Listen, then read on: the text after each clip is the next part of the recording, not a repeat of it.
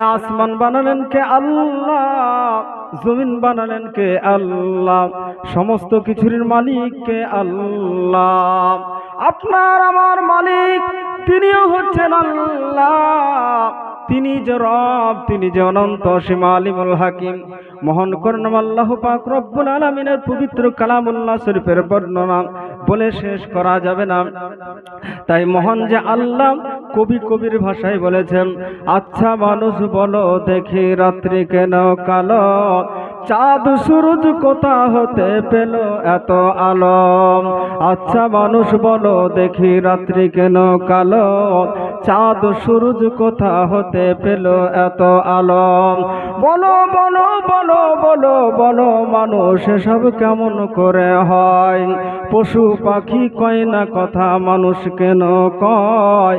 পশু পাখি কয় না কথা মানুষ কেন কয়। বলো বলো বলো মানুষ সব কেমন করে হয়। দুধ কেন হয় সাদা, মরিচ কেন ঝাল। দুধ কেন হয় সাদা, মরিচ কেন ঝাল। আম গলে পাকলে আবার কেমনে তা হয় লাল। পশু পাখি কয় না কথা মানুষ কেন কয়। বলো বলো বলো মানুষ সব কেমন করে হয়। আচ্ছা মানুষ বলো দেখি রাত্রি কেন কালো, চাঁদ সূরজ কোথা হতে পেল এত আলো। পশু পাখি কয় না কথা মানুষ কেন কয়। আচ্ছা মানুষ বলো দেখি কেমন করে হয়। পাতাগুলি সবুজ বটে ফুলের মতো না, ফুলগুলি সব নানা রঙের কেমন করে হয়। আচ্ছা মানুষ বাস করিয়া দুনিয়ার রঙে, হাতের রেখা আর চেহারা মিলে না কারো সঙ্গে। আর মিলে না কথার ধরন আঙুলের টিপ। আল্লাহ আছে একজন এবার প্রমাণ হলো ঠিক। ঠিক কিনা বাবাজি বলেরা? আল্লাহ যে এক তার প্রমাণ হলো। পাতা লতা বিভিন্ন রকমের যে তার ফুল, বিভিন্ন রকমের ফুল, আবার দুধ সাদা, আবার মহান করুণাম আল্লাহ পাক রব্বুল আলামিন যে ফলগুলো গাছে দেন, সে ফলগুলো আবার যখন ফলে তখন বিভিন্ন রকমের হয়ে যায়, রং বদলে যায়, পাকলে আবার লাল হয়ে যায়। সব কুদরত মহান আল্লাহ। সেই মহানবী মুহাম্মদ রাসূলুল্লাহ সাল্লাল্লাহু আলাইহি ওয়াসাল্লাম এমন একজন নবীকে দুনিয়ায় পাঠালেন। সেই নবী ইসলামের দাওয়াত মক্কার বুকে দিতে আরম্ভ করলেন। আমার নবী দয়ার নবী হুজুর আরবি সরওয়ার দো আলম ইসলামের কথা মানুষদেরকে জানালেন। কাফের মুশরিক বেঈমান যারা, তারা বলল, হে মুহাম্মদ, এ মুহাম্মদ, বলো বলো তুমি কোন ধর্ম নিয়ে এসেছো। মুহাম্মদ মুস্তাফা সাল্লাল্লাহু আলাইহি ওয়াসাল্লাম বললেন, বাবারে তোমরা জানো না তোমাদেরকে যে মহান আল্লাহ বানাইয়াছেন সে আল্লাহর পূজা তোমরা করো, সে আল্লাহর ইবাদত তোমরা করো। কারণ এই দুনিয়া একদিন শেষ হয়ে যাবে। এই দুনিয়া একদিন থাকবে না। আসমান থাকবে না, জমিন থাকবে না, সারা কুল কায়নাত কিছুই থাকবে না। বাবা তোমরাও কেউ থাকবে না। এই জগৎ ছেড়ে পরজগৎ গমন করতে হবে। এই জগতে সামান্য কয়েকদিনের জন্য তোমাদেরকে পাঠানো হয়েছে। তোমরা একমাত্র একজনেরই উপাসনা করো, একজনেরই পুজো করো, তিনি হচ্ছেন আল্লাহ। সেই আল্লাহর নবী আমি, আমার উপরে পবিত্র কোরআন অবতীর্ণ করা হয়েছে। এই পবিত্র কোরআনে নামাজের কথা বলা হয়েছে, হজের কথা বলা হয়েছে, যাকাতের কথা বলা হয়েছে, হারামের কথা বলা হয়েছে, হালালের কথা বলা হয়েছে। যেগুলো হারাম সেগুলো থেকে বেঁচে থাকতে হবে, যেগুলো হালাল সেগুলো আমাদেরকে ভক্ষণ করতে হবে। মহান করুণাম আল্লাহ পাক রব্বুল আলামিন পরকালে তোমাদের প্রতিদান দেবেন। কাফের মুশরিকরা বলল, এ মুহাম্মদ তুমি আবার কি বলো, তুমি আবার কি বলো, তোমার কথা আমরা মানতে রাজি নাই। কাফেররা বিভিন্ন রকম ভাবে নবী সরওয়ার দো আলমের উপরে অত্যাচার করতে আরম্ভ করল। মহান রব্বুল আলামিনের দরবার থেকে আওয়াজ আসলো, জিবরিল আমিনকে পাঠাইয়া দিলেন। জিবরিল আমিন এসে বললেন, ইয়া রাসূলুল্লাহ, ইয়া হাবিবাল্লাহ, ওগো রহমাতাল লিল আলামিন, ওগো শাফিয়াল মুজনাবিন, আপনাকে মক্কা ছেড়ে মদিনায় চলে যেতে হবে। আপনি মক্কা ছেড়ে মদিনায় হিজরত করুন, আল্লাহর হুকুম হয়েছে আপনাকে মক্কায় আর থাকা যাবে না। মক্কা ছেড়ে আপনাকে মদিনায় চলে যেতে হবে। আল্লাহর নবী সরওয়ারে দু আলম এই সংবাদ যখন পেলেন, হযরত আবু বকর সিদ্দিক রাদিয়াল্লাহু তাআলা আনহুকে ডাক দিলেন, বললে, ও আবু বকর, আল্লাহর হুকুম হয়েছে মক্কা ছেড়ে মদিনায় আমারে চলে যেতে হবে। ও মক্কা, আমি যখন মক্কা ছেড়ে মদিনায় যাব গো, তখন তুমি আমার সঙ্গে থাকবে, আমার সঙ্গে তোমাকেও মক্কা থেকে মদিনায় চলে যেতে হবে।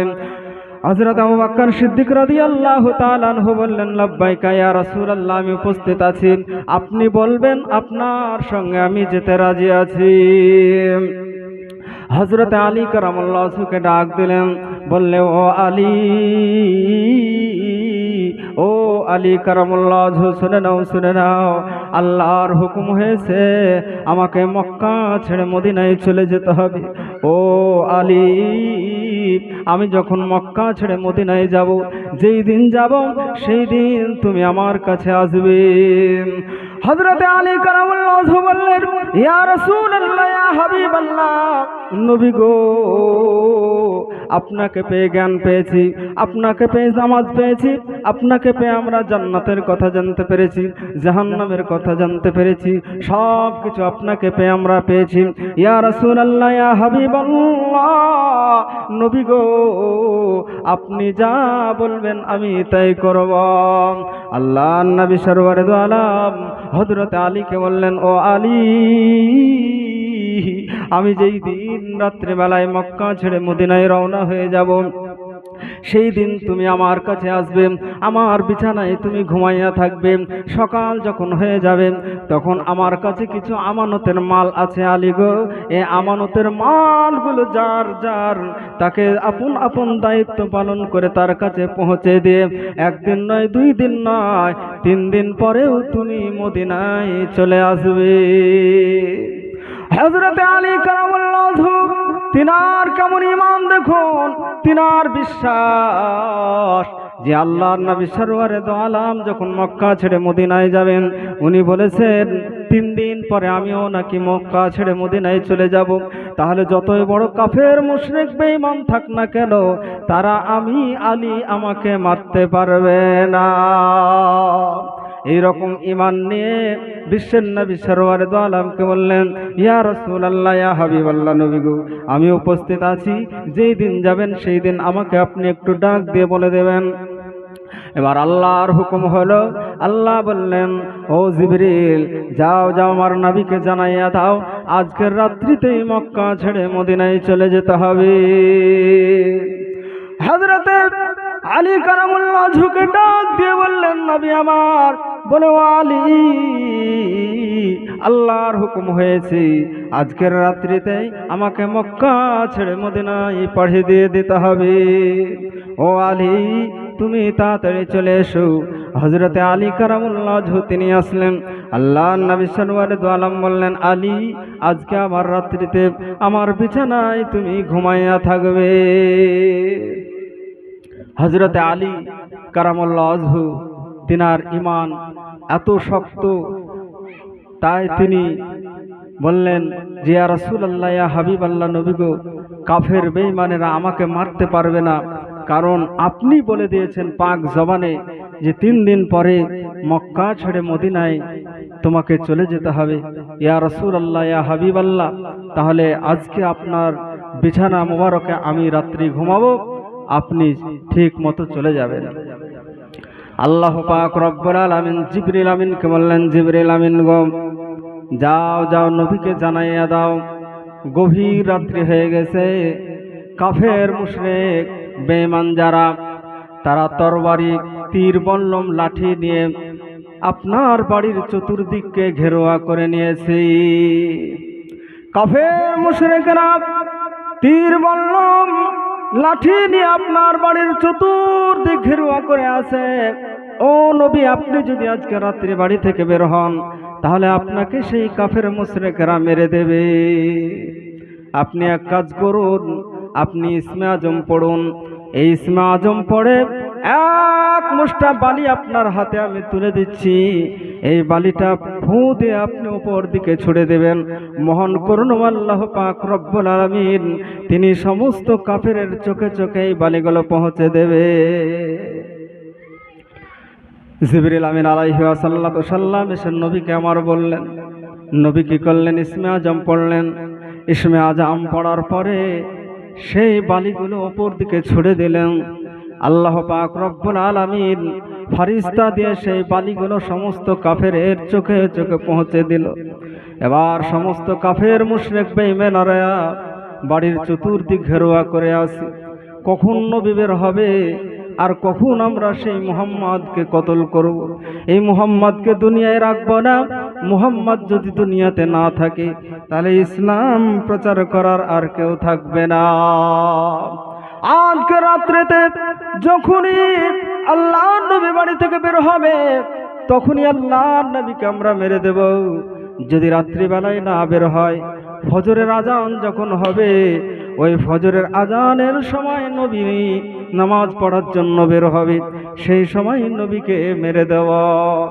এই বলে কাফের মুশরিকেরা বাবা তীর বল্লম লাঠি নিয়ে চতুর্দিকে ঘেরোয়া করে আসে। এদিকে বিশ্বের নবী দয়ার নবী হুজুর আরবি সরওয়ারে দো আলম উপর দিকে বালিগুলো যখন ছুড়ে দিয়েছেন ওই বালিগুলো কাফেরের চোখে চোখে পৌঁছে গেছে। কাফেররা চোখ কচলাইতে আছে। জিবরিল আমিন বললেন, ইয়া রাসূলুল্লাহ, ইয়া হাবিবাল্লাহ, নবী গো, আর দেরি নয়, আর দেরি নয়। ওই কাফেরেরা চোখ কচলাইতে আছে, তারা টের পাবে না, দেখতে পাবে না, বুঝতে পারবে না। আপনি অবস্থায় বাড়ি থেকে বেরিয়ে রওনা হয়ে যান। আমার নবী বিশ্বের নবী দয়ার নবী হুজুর আরবি সরওয়ারে দো আলম বেরিয়ে পড়লেন। পথ চলতে আছেন। আবু বকর সিদ্দিক রাদিয়াল্লাহু তাআলা আনহুর দরজায় গিয়ে ঠক করে আওয়াজ দিয়েছেন। আবু বকর সিদ্দিক রাদিয়াল্লাহু তাআলা আনহু বললেন, লাব্বাইকা ইয়া রাসূলুল্লাহ। যেমন হযরত আবু বকর সিদ্দিক রাদিয়াল্লাহু তাআলা আনহু লাব্বাইকা বলে ইয়া রাসূলুল্লাহ বলে ডাক দিয়েছেন, আল্লাহর নবী সরওয়ারে দো আলম বলেন, ও আবু বকর, এত গভীর রাত্রি থেকে তুমি ঘুমাও নাই, এক ডাকে তুমি সাড়া দিয়ে দিলে, একবার ডাকাতেই তুমি সাড়া দিয়ে দিলে। ও আবু বকর, তুমি কি রাত্রে ঘুমাও নাই? আবু বকর বলেছিলেন, ইয়া রাসূলুল্লাহ, ইয়া হাবিবাল্লাহ, ওগো রহমাতাল লিল আলামিন, ওগো শাফিউল মুজনাবিন, আপনি যেই দিন আমাকে বলেছিলেন, ও আবু বকর, আল্লাহ পাক রব্বুল আলামিনের হুকুম হয়েছে মক্কা ছেড়ে মদিনায় চলে যেতে হবে, আমার সঙ্গে তোমাকে যেতে হবে, সেই দিন থেকে আমি মনে মনে চিন্তা করলাম কখন যেতে হবে, কোন সময়ে যেতে হবে, কোন টাইমে যেতে হবে। এই কথা তো নবী বললেন না, কিন্তু নবী যেতে হবে কথা কেবলমাত্র বলেছেন। আমি চিন্তা করলাম দিনের বেলায় যদি আমি ঘুমাইয়া থাকি তাহলে নবী যদি আমারে ডাক দেন তাহলে দেরি হয়ে যাবে, আবার রাত্রিবেলায় যদি আমি ঘুমাইয়া যাই তাহলে আল্লাহর নবী আমার দরজায় এসে ডাক দিবেন আর আমি ঘুমাইয়া থাকবো, অসম্মান হবে। অতএব ইয়া রাসূলুল্লাহ, ইয়া হাবিবাল্লাহ, খোদার কসম করে বলি নবী গো, যেই দিন আপনি বলেছেন ও আবু বকর আমার সঙ্গে মক্কা ছেড়ে মদিনায় যেতে হবে, সেই দিন থেকে আজ পর্যন্ত একটি দিনও ঘুমাই নাই, আর একটি রাত্রিতেও আমি ঘুমাই নাই। কেবলমাত্র দরজায় ঠাস দিয়ে দাঁড়াইয়া দাঁড়াইয়া থাকতাম কখন কোন রাত্রিতে নবী আমার আসবেন আর ডাক দিবেন আর আমি ডাকে সাড়া দেওয়া। কেমন মুহাব্বত ভালোবাসা নবীর উপরে ছিল বাবা। এই নবী মুহাম্মদ রাসূলুল্লাহ সাল্লাল্লাহু তাআলা আলাইহি ওয়াসাল্লাম এই ইসলাম প্রচারের জন্য কত না কষ্ট করেছেন। আজকে আমরা সেই ইসলাম পেয়ে আনন্দিত হয়েছি। যে ইসলাম আমাদের মধ্যে আছে, যে ইসলাম মানে শান্তি, এই ইসলাম মানে শান্তি বাবা। এই ইসলাম যার ভিতরে আছে এই মানুষ কখনো জাহান্নামের আগুনে পড়বে না। ঈমান এমন একটা জিনিস, আল্লাহর উপরে যে ঈমান এনেছে, নবীর উপরে যে ঈমান এনেছে, কোরআনের উপরে যারা ঈমান এনেছে, ফেরেশতার উপরে যারা ঈমান এনেছে, মৃত্যুবরণ করার পরে মহান রব্বুল আলামিন খুশি হয়ে ওই বান্দাদের জান্নাতের মধ্যে দাখিল করে দেবেন। জোরে জোরে বলুন সুবহানাল্লাহ। আমার নবী, বিশ্বের নবী, হুজুর আরব সরওয়ারে দু আলম হযরত আবু বকর সিদ্দিক রাদিয়াল্লাহু তাআলা আনহুকে নিয়ে বাবা এবার মদিনার দিকে পাড়ি দিয়ে দিলেন। মদিনার দিকে চলতে আরম্ভ করলেন। এদিকে পথ চলছেন, সমস্ত রাত্রি যখন শেষ, সকাল হয়ে গেছে, সূর্য উদয় হবে, সূর্য উঠবে, এমতো অবস্থায় হযরত আবু বকর সিদ্দিক রাদিয়াল্লাহু তাআলা আনহু বললেন, ইয়া রাসূলুল্লাহ, ইয়া হাবিবাল্লাহ, নবী গো, আমরা তো সারা রাত্রি ধরে আসলাম, এখন তো সকাল হয়ে গেছে। এই সকালের সময় যদি আমরা পথ চলতে থাকি আর কোনো কাফির মুশরিক যদি আমাদেরকে দেখে নেয়, তাহলে তো আমাদেরকে আটকে দেবে, আমাদেরকে আটক করে নেবে, আমাদেরকে ধরে নেবে। অতএব ইয়া রাসূলুল্লাহ, ইয়া হাবিবাল্লাহ, আমরা কোনো একটা জায়গায় আশ্রয় নিই। দেখতে দেখতে বাবা এমন একটা জায়গায় গিয়ে পৌঁছালেন। সেই জায়গায় একটা গর্ত রয়েছে। মক্কা ছেড়ে মদিনার পথে মধ্যখানে একটা গর্ত। সেই গর্তে বিশ্বের নবী হুজুর আরবি সরওয়ারে দু আলমকে আবু বকর বললেন, ইয়া রাসূলুল্লাহ, ইয়া হাবিবাল্লাহ, নবী গো, আপনি এখানে একটু অপেক্ষা করুন, আমি ভেতর দিকে যাই, এই গর্তটা ভালোভাবে আমি একটু দেখে আসি, কোনো সাপ বিচ্ছু বা কোনো জন্তু আছে কিনা আমি একটু দেখে আসি। আসার পরে দুইজনে আবার ভেতরের দিকে চলে যাব। এদিকে সকাল হয়ে গেছে, কাফেররা আল্লাহর নবীর বাড়ির চতুর্দিক ঘেরোয়া করে আছে।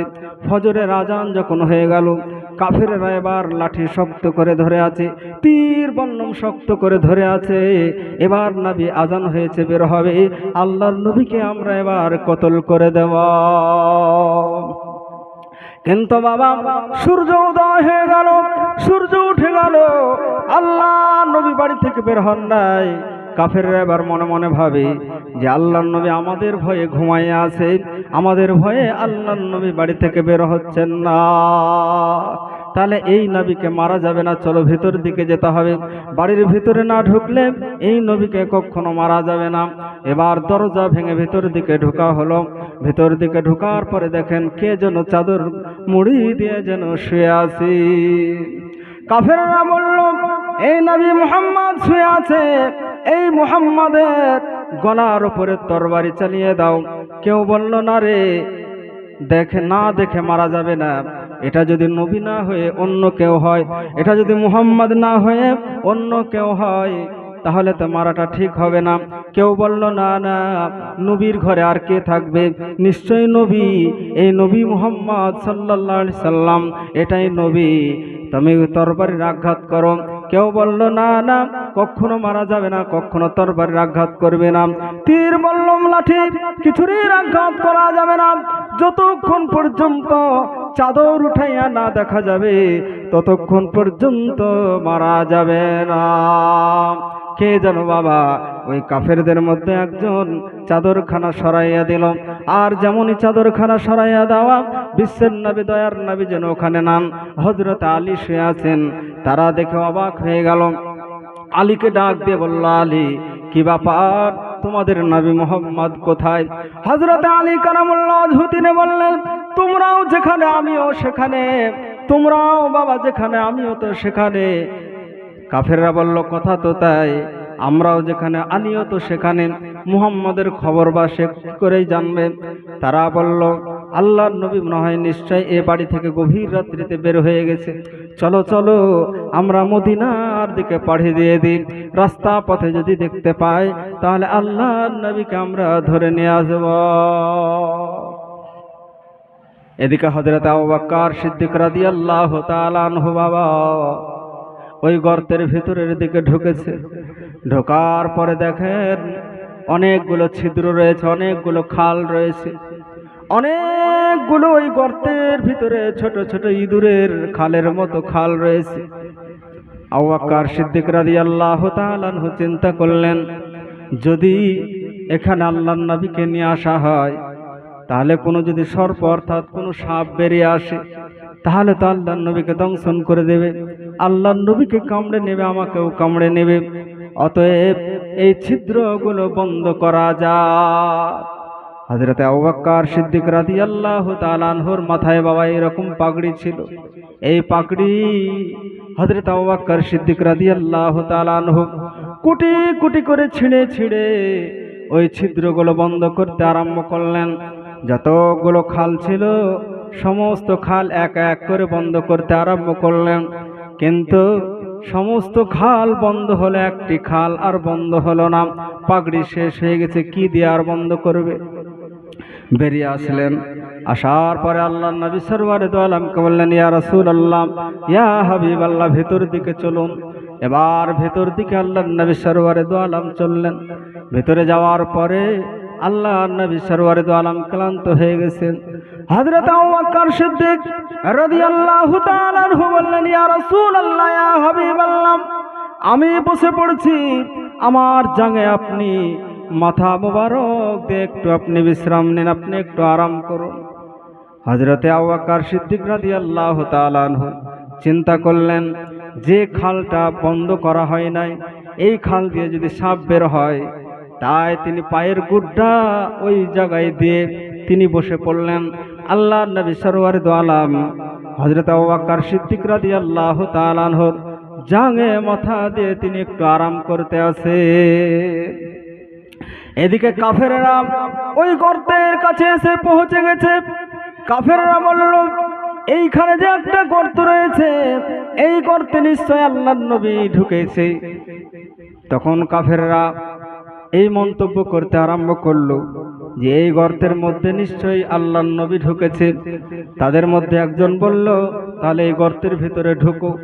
গর্তের মুখে যখন যাওয়া, তখন দেখে কবুতরের ডিম আর যেন মাকড়সার জাল বাঁধা আছে। আল্লাহর কুদরতের খেলা বাবা কে জানে। মহান রব্বুল আলামিন যিনি রব, তিনি যদি কাউকে বাঁচান তাহলে মারে কে?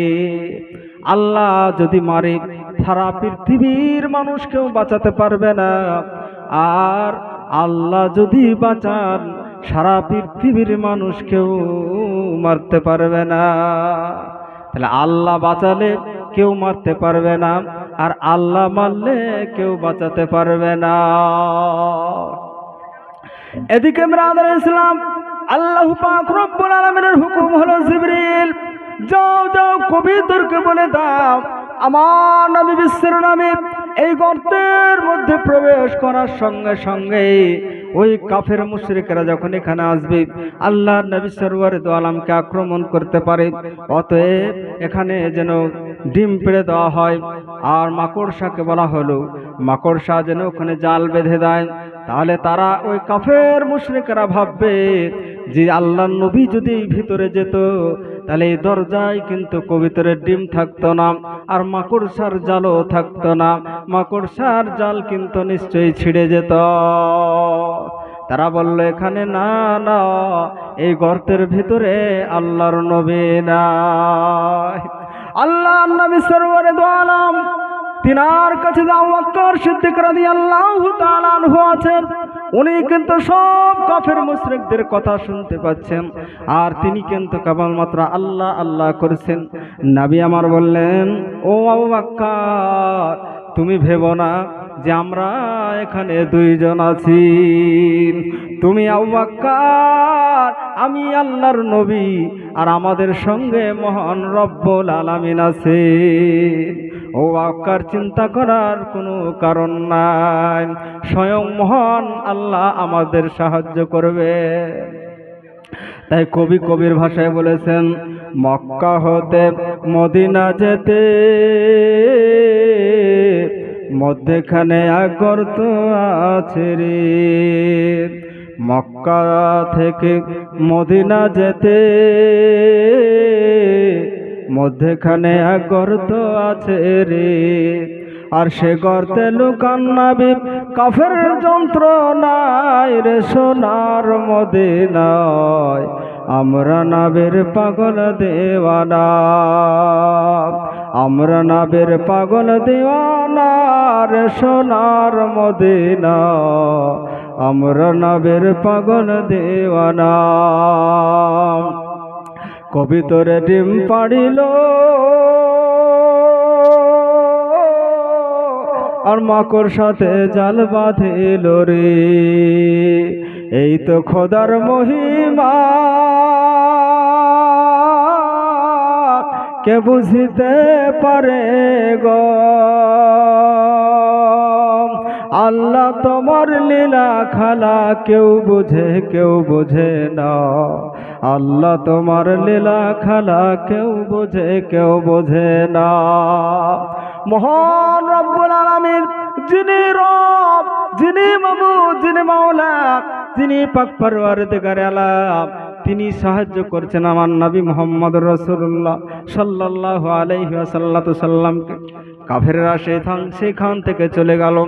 এদিকে আল্লাহর নবী সরওয়ার দো আলম আবু বকর সিদ্দিক রাদিয়াল্লাহু তাআলা আনহু অঝর নয়নে কাঁদতে আছেন।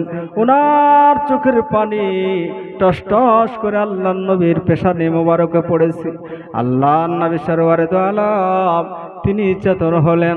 হওয়ার পরে বলেন, আবু বকর, ও আবু বকর, তুমি কাঁদো কেন? কি হয়েছে তোমার? ও আবু বকর, বিবি বাল বাচ্চারে মনে পড়ে গেল নাকি? কিসের জন্য তুমি কাঁদো? আল্লাহর নবীকে হযরত আবু বকর ডাক দিয়ে বললেন, ইয়া রাসূলুল্লাহ, ইয়া হাবিবাল্লাহ, ওগো রাহমাতাল লিল আলামিন, ওগো সাফিয়াল মুজনাবিন, আমার বিবি বাল বাচ্চার মনে পড়ে নাই, আমার ঘরের কথা মনে পড়ে নাই, আমাকে সাপে দংশন করেছে, এর জন্য আমি কাঁদতেছি। আল্লাহর নবী আবু বকরকে ডাক দিয়ে বললেন, আবু বকর, কই সাপ? আল্লাহর নবী সরওয়ার দো আলম যখন আবু বকরকে বললেন কই সাপ, আবু বকর সিদ্দিক রাদিয়াল্লাহু তাআলা আনহু পাখানা সরাইলেন, সাপটা বেরিয়ে আসলো। আল্লাহর নবীকে সালাম জানাইলো, আসসালামু আলাইকা ইয়া রাসূলুল্লাহ, আসসালামু আলাইকা ইয়া হাবিবাল্লাহ। আল্লাহর নবী সরওয়ার দো আলম সালামের উত্তর দিলেন, দেওয়ার পরে বললেন, এই সাপ, আমার সাহাবীকে কেন কামড়েছিস বল? আমার সাহাবীকে কেন দংশন করেছিস বল? ওই সাপ তখন মানুষের মতো কথা বলতে আরম্ভ করলো, বলে, ইয়া রাসূলুল্লাহ, ইয়া হাবিবাল্লাহ, ওগো রাহমাতাল লিল আলামিন, ওগো শাফিউল মুজনাবিন, আমি আজকে একদিন নয়, 2 দিন নয়, 1 মাস নয়, 2 মাস নয়, 1000 বছর নয়, 2000 বছর নয়, কয়েক হাজার বছর আগে যে একজন পয়গম্বর এসেছিলেন, মুসা আলাইহি সাল্লাম, ওই মুসা আলাইহি সাল্লাম, তিনি তিনার উম্মতদেরকে বলেছিলেন, এ আমার উম্মতেরা, এ আমার কওমের মানুষেরা, শুনে নাও, আমার পরে একজন নবী আসবেন, পিতার নাম হবে আব্দুল্লাহ, মাতার নাম হবে আমেনা, মক্কা দেশে জন্মগ্রহণ করবেন। আর এই নবী বিশ্বের নবী, দয়ার নবী, ইনি হবেন খাতামান নবীন, সাইয়্যিদুল মুরসালিন, রাহমাতাল লিল আলামিন। ইনার পরে আর কোনো নবী আসবে না। এই নবীর দরজা সবচাইতে বড় হবে। আমরা যে নবী, আমাদেরও নবী হবেন তিনি নবী। এই নবী যখন মক্কা ইসলাম প্রচার করবেন, তখন কাফের মুশরিকেরা আল্লাহর নবীকে কত না জ্বালা যন্ত্রণা দেবে, কত না কষ্ট দেবে। সেই বিশ্বের নবী আল্লাহর হুকুমে মক্কা ছেড়ে মদিনায় যাবে, মক্কা ছেড়ে মদিনায় রওনা হয়ে যাবেন। কিন্তু একদিন এই গর্তের মধ্যে আশ্রয় নেবেন। সেই দিন থেকে মহান রব্বুল আলামিন আমাকে হায়াত দিয়েছেন, আমি এত বছর বেঁচে আছি। আমি চিন্তা করলাম, নবী যদি এই গর্তে একদিন আশ্রয় নেন, তাহলে আল্লাহর নবী সরওয়ারে দো আলমকে এই গর্তের মধ্যে আমি সাক্ষাৎ করব, আমি সালাম জানাইব। এই বড় আশা নিয়ে গো ইয়া রাসূলুল্লাহ, ইয়া হাবিবাল্লাহ, গর্তের মধ্যে আমি একটা ফুটো করলাম। যদি এই ফুটো দিয়ে আমি বের হয়ে আল্লাহর নবীর সঙ্গে সাক্ষাৎ করব। একটি যখন ফোঁটা হলো, আমি মনে মনে চিন্তা করলাম, এই ফোঁটাটা যদি কোনো কারণবশত বন্ধ হয়ে যায়, তাহলে অন্য একটা ফোঁটা করে রাখি। অন্য একটা ফোঁটা করলাম, আবার চিন্তা করলাম, এইখানে যে আমি ছিদ্র করলাম, এই ছিদ্রটা যদি কোনো কারণে বন্ধ হয়ে যায়, তাহলে তো আমি বের হতে পারবো না। আর একটা ছিদ্র করে দিই, আর একটা ছিদ্র করলাম, আর একটা ছিদ্র করার পরে আমি চিন্তা করলাম এই ছিদ্রটাও যদি বন্ধ হয়ে যায় তাহলে আমার বেরোবার কোনো পথ থাকবে না, আমি বের হতে পারবো না। তাহলে আর একটা আমি ছিদ্র করি। এমনি করতে করতে ইয়া রাসূলুল্লাহ, ইয়া হাবিবাল্লাহ, নবী গো, আমি কয়েকটা ফুটো করেছি। যে একটা ফুটা যদি বন্ধ থাকে আর একটা ফুটো দিয়ে বের হব, আর একটা ফুটো যদি বন্ধ থাকে আর একটা ফুটো দিয়ে বন্ধ হব। তাই মনে বড় আশা নিয়ে ইয়া রাসূলুল্লাহ, ইয়া হাবিবাল্লাহ, এত বছর ধরে আমি এই ফুটোগুলো করে রেখেছি। নবী মক্কা ছেড়ে মদিনায় আসবেন, ইনার দরজা খুব বড়, ইনি আখেরি জামানার পয়গম্বর, ইনি রহমাতাল লিল আলামিন, ইনি সাফিউল মুজনাবিন। ইয়া রাসূলুল্লাহ, ইয়া হাবিবাল্লাহ, আপনার কথা শুনে আমি এখানে আশ্রয় নিয়েছি গো নবী, আপনার সঙ্গে সাক্ষাৎ করব। যখন আপনি এই গর্তের মধ্যে প্রবেশ করলেন, এই গর্তের মধ্যে যখন আপনি ঢুকে পড়লেন, এত স্লোগান বের হতে আরম্ভ করলো, এত সুগন্ধ, এত খুশবু, আমি আনন্দে আনন্দিত হলাম। নবী মনে হয় এই গর্তে চলে এসেছেন। আমি এবার বের হব, বের হয়ে আল্লাহর নবীর সঙ্গে সাক্ষাৎ করব। কিন্তু বের হতে যখন যায় তখন দেখি ছিদ্র বন্ধ করা আছে, একটা কাপড় দিয়ে বন্ধ করা আছে। আর একটা ছিদ্র দিয়ে বের হওয়ার চেষ্টা করলাম, সেটাও বন্ধ। আর একটা দিয়ে বের হওয়ার চেষ্টা করলাম, সেটাও বন্ধ। এই রকম করতে করতে ইয়া রাসূলুল্লাহ, ইয়া হাবিবাল্লাহ, যতগুলো ফুটো করে রেখেছিলাম সমস্ত ফুটোই বন্ধ। একটা ফুটো কেবলমাত্র কাপড় দেওয়া নাই, মানুষের যেন পা দেওয়া আছে। এই আপনার সাহাবী আবু বকর যেন পায়ের গুড্ডা দিয়ে আছে। আমি তিনাকে কামড়াবার মনোভাব নিই নাই, কামড়াই নাই। আমি একবার আল দিয়ে আমি আলাম আনলাম যাতে করে পা সরাইয়া নাই। দুইবার তিনবার কয়েকবার করার পরে যখন পা সরাইল না, আমি ইঙ্গিত দিয়েছিলাম আপনার সাহাবী আবু বকরকে যাতে করে পা সরাইয়া নেন, কিন্তু কোনো মতেই যখন পা সরাইল না, ইয়া রাসূলুল্লাহ, ইয়া হাবিবাল্লাহ, আমি মনে মনে ভাবলাম যদি আমি পা না কামড় মারি তাহলে আবু বকর পা সরাইবে না, আর আল্লাহর নবীর সঙ্গে আমার সাক্ষাৎ হবে না। ইয়া রাসূলুল্লাহ, ইয়া হাবিবাল্লাহ, এর জন্য আমি দংশন করেছি। আল্লাহর নবী, বিশ্বের নবী, দয়ার নবী হুজুর আরবি সরওয়ার আলম জিহ্বা মুবারক থেকে সামান্য একটু থুতু নিয়ে হযরত আবু বকর সিদ্দিক রাদিয়াল্লাহু তাআলা আনহু যে জায়গায় সাপে দংশন করেছিল লাগিয়ে দেওয়ার সঙ্গে সঙ্গে বিষ পানি হয়ে গেছিল। জোরে জোরে বলুন সুবহানাল্লাহ।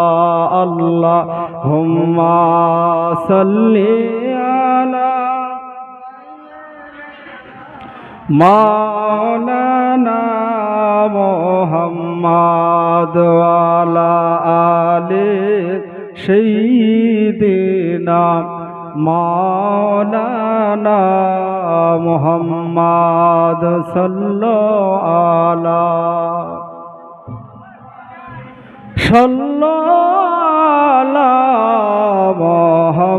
মুহাম্মদ হরদম ज़बान से निकालो पाक नबी मुहम्मद हरदम ज़बान से निकालो शफीआना मुहम्मद। কোন কাননের ফুল গো তুমি, কোথায় তুমি আছো গো, কোন কাননের ফুল গো তুমি, কোথায় তুমি আছো গো, অজানা পথের ঠিকানা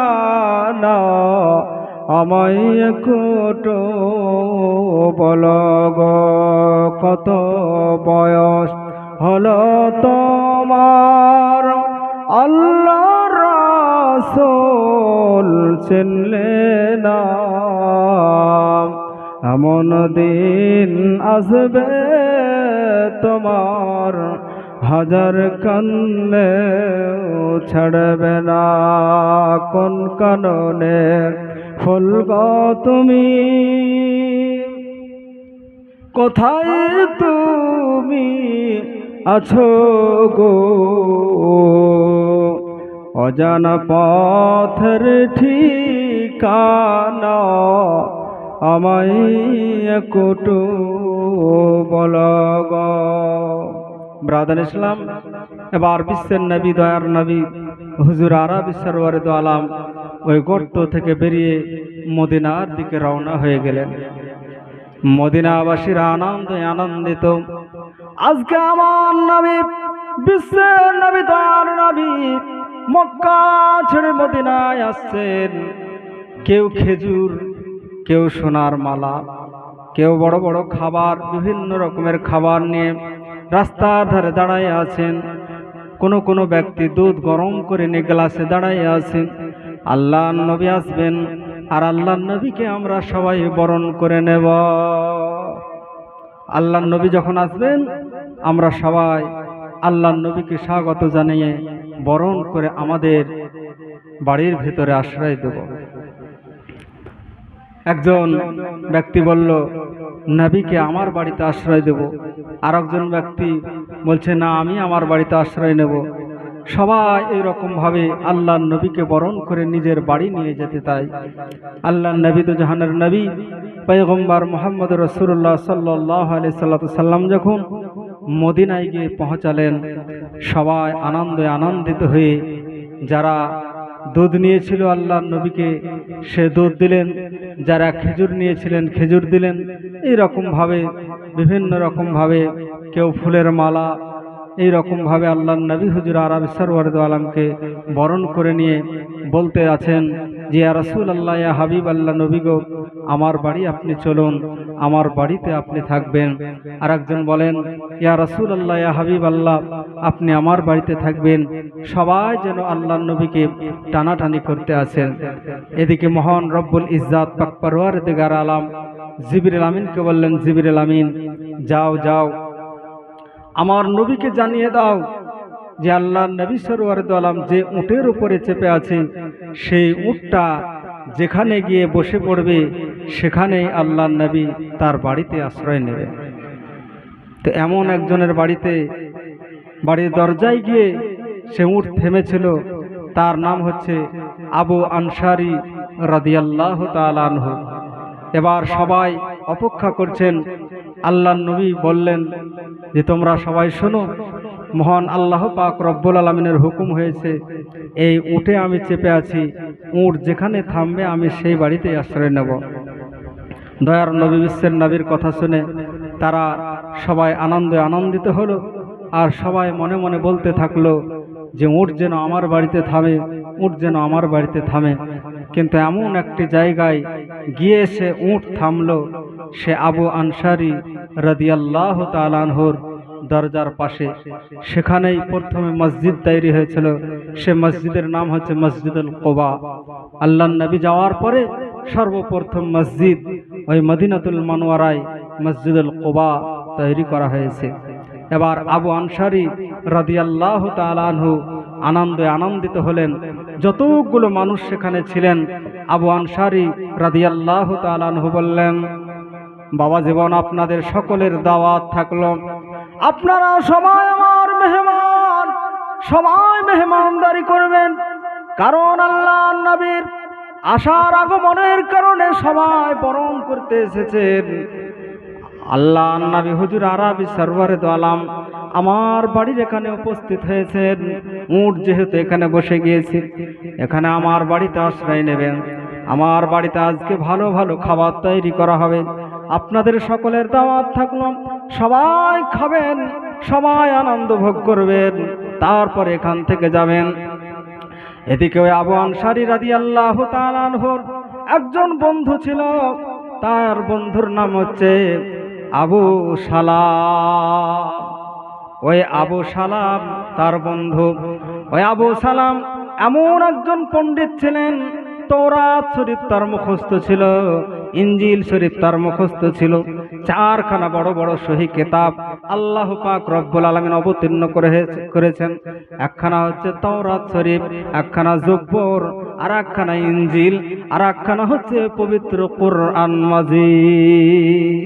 যে কোরআন মাজিদ আমরা পড়ি আমাদের নবী হুজুর আরবি সরওয়ারে দো আলমের উপর অবতীর্ণ হয়েছে। কিন্তু সে আবু সালাম এত পণ্ডিত ছিল, তাওরাত শরীফের হাফেজ ছিল, সে খেজুরের গাছের উপরে উঠেছিল। খেজুরের গাছ থেকে দেখতে পেল আমার বন্ধুর বাড়িতে অনেকগুলো মানুষ। নিচে একজন তার কর্মচারী ছিল, কর্মচারীকে বলল, কি ব্যাপার দেখো তো, আমার বন্ধুর বাড়িতে ধোঁয়া উঠতেছে, মনে হয় আগুন লেগে গেছে নাকি, যাও যাও তাড়াতাড়ি করে দেখে এসো। ওই ব্যক্তি আসলো, আসার পরে আবু আনসারী রাদিয়াল্লাহু তাআলা আনহুর বাড়িতে দেখেন অনেকগুলো মানুষ, বিভিন্ন রকমের খানা পাকানো হচ্ছে, ভালো ভালো খাবার তৈরি হচ্ছে।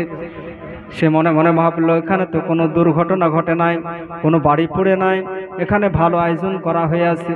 দৌড়াইতে দৌড়াইতে গিয়ে ওই আবু সালামকে বলতেছে, ও সালাম, আপনার বন্ধুর বাড়িতে কোনো দুর্ঘটনা ঘটে নাই, ওখানে এমন একজন মানুষ এসেছে, তার নাম নাকি মুহাম্মদ। বলে, তাই? মুহাম্মদ? মুহাম্মদ মক্কা ছেড়ে মদিনায় চলে এসেছেন? বলে, হ্যাঁ চলে এসেছেন। বলে, সে কোথায়? বলে, ওই আবু আনসারীর বাড়ির ভিতরে বসে আছে। বলে, তাই না? কেউ? বলে, হ্যাঁ। এবার আনন্দে আনন্দিত হয়ে আবু সালাম লাফ দিয়ে নিচে পড়ে গেলেন। নিচে পড়ে যাওয়ার পরে দৌড়াইতে আরম্ভ করলেন। দৌড়াইতে দৌড়াইতে এসে আবু আনসারী রাদিয়াল্লাহু তাআলা আনহুর দরজায় উপস্থিত অনেকগুলো মানুষ। এদিকে বিভিন্ন রকমের খাবার তৈরি করা হচ্ছে, ভালো ভালো বিরিয়ানি পোলাও তৈরি করা হচ্ছে, দামি দামি খেজুর আনা হয়েছে, সেই খেজুরগুলো খাওয়ানো হবে। আবু সালাম এবার তখন বললেন, কে তোমরা, কোথা থেকে আসলেন? বলে, আমাদের নবী একজন, পিতার নাম আব্দুল্লাহ, মাতার নাম আমেনা, মক্কায় জন্মগ্রহণ করেছেন, যিনি মুহাম্মদুর রাসূলুল্লাহ, তিনি এখানে এসেছেন, এর কারণেই এতগুলো আয়োজন করা হইয়াছে। বলে, তাই নাকি? বলে, হ্যাঁ। বলে, সে মুহাম্মদ কোথায়? বলে, বাড়ির ভেতরে। তখন বাড়ির ভেতরে ঢুকতে যাচ্ছেন, একজন বলল, না, আপনাকে ঢুকতে দেওয়া হবে না, আপনি তো মুসলমান নন, আপনি একজন ইহুদি, আপনাকে এই বাড়ির ভেতরে ঢুকতে দেওয়া হবে না। বলে, আরে এটা আমার বন্ধুর বাড়ি। বলে, তোমার বন্ধুর বাড়ি হলে তো কি হবে, তোমার বন্ধু মুসলমান আর তুমি ইহুদি, এই বাড়িতে তোমাকে ঢুকতে দেওয়া হবে না। বলে, আমার বন্ধুকে বলো যে অমুক বন্ধু তোমার এসেছে। বলা হলো, আবু আনসারী রাদিয়াল্লাহু তাআলা আনহু বাড়ি থেকে বের হয়ে দেখলেন যে আমার বন্ধু, সে বন্ধু বিশাল পণ্ডিত মানুষ ছিলেন, তাওরাত শরীফ মুখস্থ ছিলেন, যেমন আমাদের পবিত্র কোরআনের হাফেজ অনেকে আছে, ওই রকম তাওরাত শরীফের হাফেজ ছিলেন, বড় জ্ঞানী মানুষ ছিলেন। আবু আনসারী রাদিয়াল্লাহু তাআলা আনহু বললেন, বন্ধু, আমার বাড়িতে তো আল্লাহর নবী আশ্রয় নিয়েছেন। বলে, তাই নাকি? বলে, হ্যাঁ। বলে, এই খবর পেয়ে তো আমি গাছ থেকে লাফ দিয়ে তাড়াতাড়ি করে চলে এসেছি, একটু দরজাটা খোলো, আল্লাহর নবীকে আমি একটু দেখি। বলল, না বন্ধু, তুমি আমার বন্ধু হতে পারো, কিন্তু তুমি মুসলমান নও, তুমি ইসলাম গ্রহণ করো নাই, তোমাকে বাড়িতে ঢুকতে দেওয়া হবে না। বলে, না বন্ধু, তুমি আমার বন্ধু, তুমি এই রকম কেন করো? আমার মন খুব ছটপট করছে, এক লাফ দিয়ে ওই খেজুরের গাছ থেকে নিচে পড়েছি, আমার মনটা কত ছটপট করছে, একবার আমাকে ঢুকতে দাও না কেন? তখন তার বন্ধু মনে দয়া হলো, বন্ধু বন্ধুর কথা শুনবে ব্রাদার ইসলাম। এবার বাড়ির দিকে ঢুকতে দেওয়া হলো। এবার আবু সালাম কি করলেন? বাড়ি যাওয়ার পরে বিশ্বের নবী সরওয়ারে দো আলম বসে আছেন, আর বিশ্বের নবী সরওয়ারে দো আলমের দিকে এমন ভাবে চোখ বড় বড় করে তাকাচ্ছেন, মাথা থেকে পা পর্যন্ত বারবার করে তাকাচ্ছেন, পিঠের দিক দেখছেন, চুল মোবারক দেখছেন, চোখ দেখছেন, নাক দেখছেন, কান দেখছেন, পিঠের দিক দেখছেন, পায়ের তলা দেখছেন, মাথার চুলগুলো দেখছেন, এই রকম বারবার করে তিনি দেখতে আছেন। আল্লাহর নবী হুজুর আরবি সরওয়ারে দো আলম বললেন, ও আবু সালাম, ব্যাপার কি? আমি কোন অন্যায় করলাম নাকি? কিভাবে তুমি আমার দিকে তাকাও, আর কিভাবে বারবার করে আমার চুলগুলো মোবারক গুলো দেখো, পা মোবারক দেখো, নাক দেখো, কান দেখো, এরকম ভাবে তুমি তাকাইতেছো, কি তোমার মনোভাব? আল্লাহর নবী সরওয়ারে দো আলমের কথা শুনে আবু সালাম বলল, ইয়া রাসূলুল্লাহ, ইয়া হাবিবাল্লাহ, নবী গো, আমার তাওরাত শরীফ মুখস্থ আছে, ইয়া রাসূলুল্লাহ, ইয়া হাবিবাল্লাহ, ওই তাওরাত শরীফে আমি পড়েছি এমন একজন নবী হবে, পিতার নাম হবে আব্দুল্লাহ, মাতার নাম হবে আমেনা, মক্কা দেশে জন্মগ্রহণ করবেন। আর তার চুল মুবারকগুলো হবে এইরকম, চোখ মুবারক হবে এরকম, নাক হবে এরকম, কান হবে এরকম, পা হবে এরকম, হাতগুলো হবে এরকম। তাই আমি তাকাইয়া তাকাইয়া দেখতেছি যে ওই তাওরাত শরীফের সঙ্গে আপনার চেহারার মিল আছে কিনা। নবী আমার বললেন, ও আবু সালাম, কি তুমি পেল? বললে, ইয়া রাসূলুল্লাহ, ইয়া হাবিবাল্লাহ, আমি যা তাওরাত শরীফে পড়েছি গো নবী, একটাও ফেলার নয়, একটাও ফেলার নয়, সমস্ত কিছু হুবাহুব মিল হয়ে গেছে। আপনি সেই আখির জামানার পয়গম্বর, এতে কোনো সন্দেহ নাই। আপনি রহমাতাল লিল আলামিন, আপনি সাফিউল মুজনাবিন, আপনারই পিতার নাম আব্দুল্লাহ, আপনি মক্কা দেশে জন্মগ্রহণ করেছেন, আপনি আল আমিন নবী, আপনি সত্যবাদী নবী, এতে কোনো সন্দেহ নাই। নবী আমার বললেন, ও আবু সালাম, তাহলে আর দেরি কেন, কলমা কি তুমি পড়বে না? আবু সালমা বললে, ইয়া রাসূলুল্লাহ, ইয়া হাবিবাল্লাহ, কি আপনি বলেন, আমি কি একাই কলমা পড়ব? আমি তো একজন বড় মাওলানা, আমি তো বড় একজন পণ্ডিত, আমার অনেকগুলো শাগরিদ আছে, অনেকগুলো আমার সহচর আছে। আমি এক বাক্যে যদি তাদেরকে বলে দিই, সবাই আমার সঙ্গে চলে আসবে, সবাই কলমা পড়ে নেবে। আপনি কি চান আমি একাই কলমা পড়ি, না তারাও আমার সঙ্গে সে কলমা পড়ে? নবী আমার বললেন, তুমি তো বড়ই পণ্ডিত মানুষ, যদি তারাও পড়ে তাহলে তো ভালো হবে। আল্লাহর নবীকে বললেন, নবী আপনি একটু এখানে থামুন, আমি যাই। আল্লাহর নবী সরওয়ারে দু আলমকে বললেন, আপনি একটু বসুন। আবু সালাম তিনি চললেন, যাওয়ার পরে তার যত ভক্তগুলো ছিল, ভক্তবিন্দুদেরকে ডাক দিয়ে বলল, তোমরা শোনো গো, তোমরা শোনো, আমি যা তাওরাত শরীফে পড়েছি, আমি যা ইনজিল শরীফে পড়েছি, সেই নবী মুহাম্মদ মক্কা ছেড়ে মদিনায় চলে এসেছে। আমাদের বড়ই সৌভাগ্য, আমরা আর বেশি দেরি করব না, বেশি দেরি করব না, চলো চলো সবাই যায়, সবাই যায়, সবাইকে নিয়ে বাবা এবার আবু আনসারী রাদিয়াল্লাহু তাআলা আনহুর বাড়িতে উপস্থিত হলেন। আবু আনসারী রাদিয়াল্লাহু তাআলা আনহুর বাড়িতে উপস্থিত হয়ে এবার আবু সালাম তিনি বললেন, ইয়া রাসূলুল্লাহ, ইয়া হাবিবাল্লাহ, ওই কাফেরদেরকে বুঝাবার জন্য, ইহুদিদেরকে বুঝাবার জন্য, ভক্তদেরকে বুঝাবার জন্য কয়েকটা প্রশ্ন করেছিলেন। বলে, ইয়া রাসূলুল্লাহ, ইয়া হাবিবাল্লাহ, আপনি যে আল্লাহর নবী তার প্রমাণ কি? আপনি যে আল্লাহর নবী তার প্রমাণ কি? আসমান আছে তার প্রমাণ কি? জমিন যে আল্লাহর তার প্রমাণ কি? আল্লাহ যে একজন তার প্রমাণ কি? আপনার কলেমা যে লা ইলাহা ইল্লাল্লাহ মুহাম্মাদুর রাসূলুল্লাহ তার প্রমাণ কি? সমস্ত কিছু যখন প্রমাণ চাইলেন, আল্লাহর নবী সরওয়ারে দু আলম এক এক করে দলিল সহ যখন বর্ণনা দিয়ে দিলেন, তখন সমস্ত ইহুদিরা এক বাক্যে বললেন, ওগো আমাদের হুজুর, আপনি এত বেশি প্রশ্ন করেন কেন? এত বেশি প্রশ্ন করেন কেন? আপনি আর দেরি করিয়েন না, আপনি যা আমাদেরকে শোনাইয়াছেন, ইনি আল আমিন নবী, ইনি সত্যবাদী নবী, ইনি হক নবী, তাড়াতাড়ি আপনি কলমা পড়ে নেন, আপনার সঙ্গে সঙ্গে আমরাও কলেমা পড়ব। আবু সালাম তখন কি করলেন?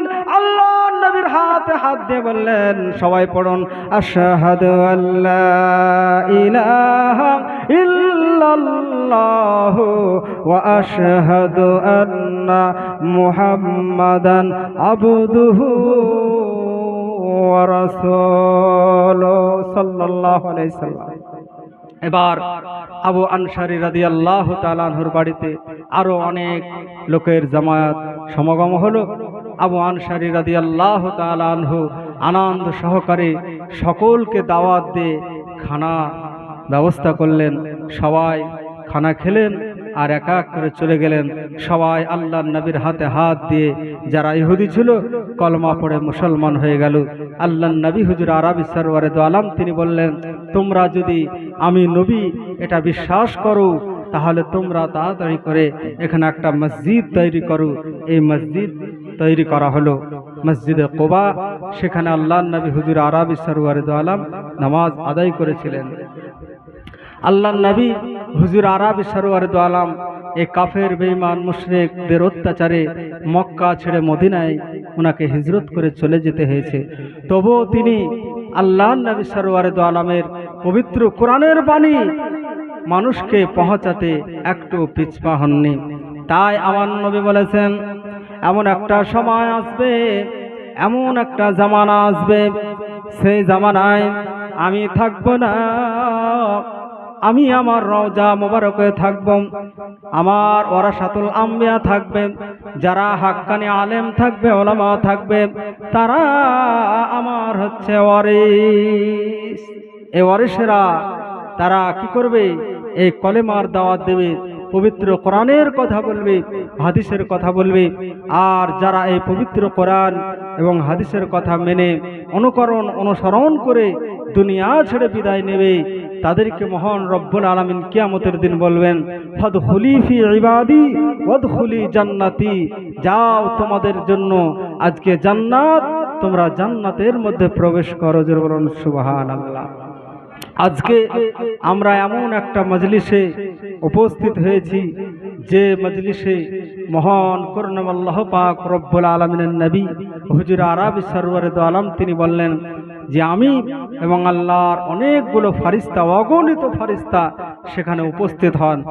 আর সে জায়গায় যদি কোনো ব্যক্তি দরুদ শরীফ তেলাওয়াত করে, দরুদ শরীফ পাঠ করে, আর ওই ব্যক্তির যদি মৃত্যু হয়ে যায়, হাসরের ময়দানে বিনা হিসাবে জান্নাতে যাবে। জোরে বলুন সুবহানাল্লাহ।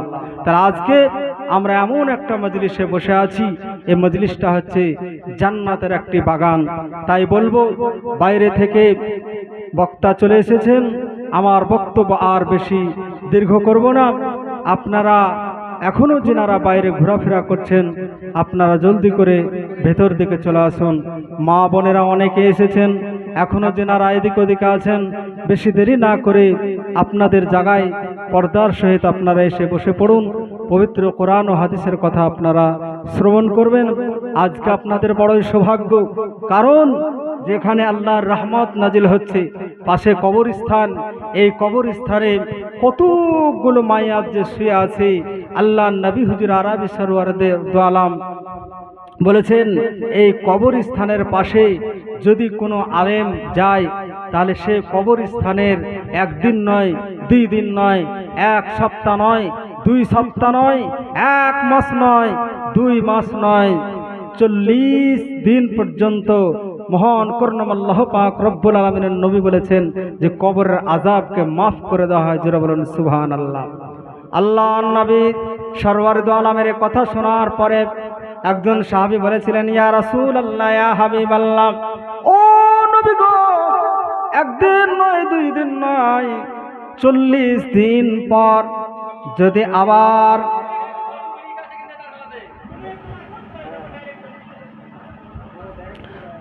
আল্লাহর নবী সরওয়ারে দো আলম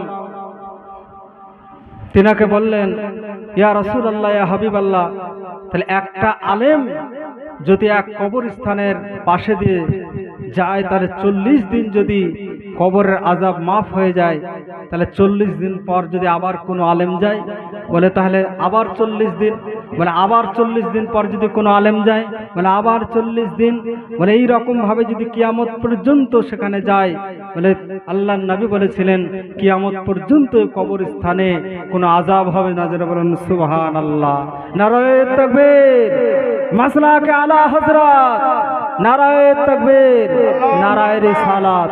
বড়ই সৌভাগ্যবান আপনারা, যেমন একটা কবরস্থান আপনারা শুয়ে আছেন, যে কবরস্থানের ধার দিয়ে প্রতিদিন আলেম যাওয়া আসা করে, তাহলে এই কবরস্থানের আযাব যদি মাফ হয়, তাহলে আপনাদের তো বড়ই সৌভাগ্য।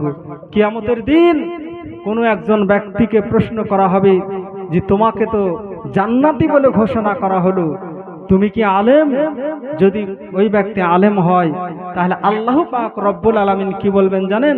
সেই দিন বলবেন যে তোমার মনের মতো 10 জন ব্যক্তিকে তুমি যদি গুনাহগার হয়, তাদেরকে তুমি জান্নাতে নিয়ে যাও। তখন বিনা হিসাবে ওই 10 জন ব্যক্তিকে মহান আল্লাহ জান্নাতের অর্ডার দেবেন। আবার ওই 10 জন ব্যক্তিকে আবার বলা হবে যে তোমরা তোমাদের মনের মতো 10 জন ব্যক্তিকে তোমরা জান্নাতে নিয়ে যাও। এই রকম করতে করতে আবার তাদেরকে বলা হবে তোমরা 10 জনকে নাও। এই রকম করতে করতে 1 নয় 2 নয় 7 পিঢ়ি অবধি জান্নাতে নিয়ে যাওয়ার হুকুম আছে। যারা বলুন সুবহানাল্লাহ। তাহলে একটা যদি বংশে আলেম তৈরি করা হয়, হাক্কানি আলেম হওয়ার দরকার। এখন তো জালেম অনেক আছে ব্রাদার ইসলাম, আলেম আর জালেম ভাবতে হবে। শিশিরারুন নাস শিশিরারুন উলামাইন নাস, আল হাদিস বুখারী শরীফ। শিশিরারুন নাস শিশিরারুন উলামাইন নাস। আলেম যাবে সর্বপ্রথম জান্নাত, আলেমের আগে কেউ জান্নাতে যাবে না। আবার আলেম যাবে সর্বপ্রথম জাহান্নাম, আলেমের আগে কেউ জাহান্নামে যাবে না। তাহলে আলেম যাবে আগে জান্নাতে, আর আলেমই যাবে আগে জাহান্নামে। তাহলে আলেম আলেমের মতো হওয়া চাই, জালেম হলে হবে না। আলেম আলেমের মতো হতে হবে। আলেমের স্বভাব চরিত্র আল্লাহ নবীর আখলাত ও চরিত্রের সঙ্গে যেন মিল থাকে। আর যদি আল্লাহ নবীর আখলাত ও চরিত্রের সঙ্গে মিল না থাকে, তাহলে ও ওয়ারাসাতুল আম্বিয়া হতে পারে না। তাহলে ওয়ারাসাতুল আম্বিয়া হতে গেলে আল্লাহ নবীর আখলাত ও চরিত্রের সঙ্গে মিল হতে হবে। একজন আলেমের কথাবার্তা নম্র ভদ্র হবে, মানুষ যেন তার কথাবার্তা শুনে ইসলামের কথাকে স্মরণ করে যে ইসলাম মানে সত্যি শান্তি।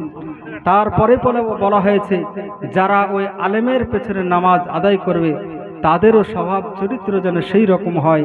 তাহলে কিয়ামতের দিন যখন প্রশ্ন করা হবে যে ও নবী, আপনার উম্মাতি যারা খাস, আপনার ওয়ারাসাতুল আম্বিয়া যারা, তাদেরকে আপনি জান্নাতে নিয়ে যান, তখন আবার বলা হবে যে ইয়া রাসূলুল্লাহ, ইয়া হাবিবাল্লাহ, আপনার যারা ওয়ারাসাতুল আম্বিয়া তারা কি কাউকে নিয়ে যেতে চায়? তখন তারা যদি বলে যে আমার মুসল্লিদের মধ্যে এমন এমন ভালো ব্যক্তি আছে, ইয়া রাসূলুল্লাহ, ইয়া হাবিবাল্লাহ, তাদেরকেও নিয়ে যেতে চাই। সেই সময় মহান আল্লাহ আওয়াজ দিয়ে বলবেন, নবী গো, ও নবী, আজকে আপনার খোলা পাওয়ার, আজকে আপনার খোলা পাওয়ার, আপনি আজকে যা চাইবেন আমি তাই দেব। পবিত্র কুরআনে মহান আল্লাহ বলেছেন, এ নবী, আপনাকে এত দেব, এত দেব, এত দেব, এত দেব, আপনার মন ভরে যাবে, আপনি নিতে পারবেন না, এত আপনাকে দেওয়া হবে, এত আপনাকে দেওয়া হবে। নারায়ণ।